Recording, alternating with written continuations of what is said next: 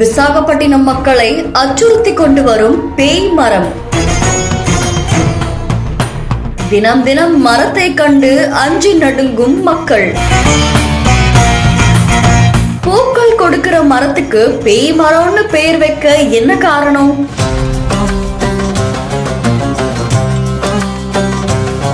நீர் ஆதாரங்களை பொருட்படுத்தாம இந்த மரம் ஆண்டு முழுக்க பசுமையா காட்சியளித்துட்டு வருது. குளிர்காலத்திலும் இதுல இருந்து பூக்கள் வருது. இருந்தாலும் ஆந்திர மாநிலம் விசாகப்பட்டினத்துல இருக்கிற தெருக்கள்ல இரண்டு புறமும் சில சாலைகளுடைய நடுவுலையும் பசுமையா நடப்பட்ட மரங்களை பார்த்து மக்கள் ரொம்பவே பயப்படுறாங்க. இந்த மரங்களை அகற்ற கோரி விசாகப்பட்டினம் மாநகராட்சிக்கு புகார்களும் கொடுத்திருக்காங்க. இந்த மரத்துல இருந்த பூக்கள் அக்டோபர்ல இருந்து பிப்ரவரி வரைக்கும் 3 இல்லனா 4 மாசங்கள்ல இதோடைய பூக்கள் இருக்குமா.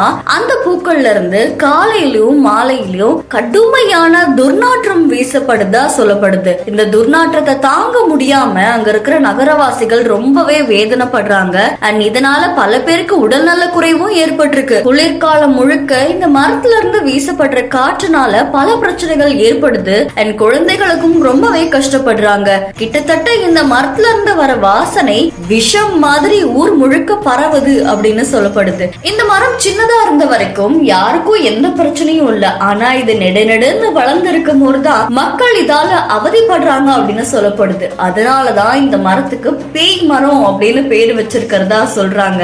இப்போ ஆந்திர மாநிலம் விசாகப்பட்டினத்துல இருக்கிற இந்த மரங்கள் தான் அங்க இருந்த மக்கள் கிட்ட பரபரப்பா பேசப்பட்டுட்டு வருது.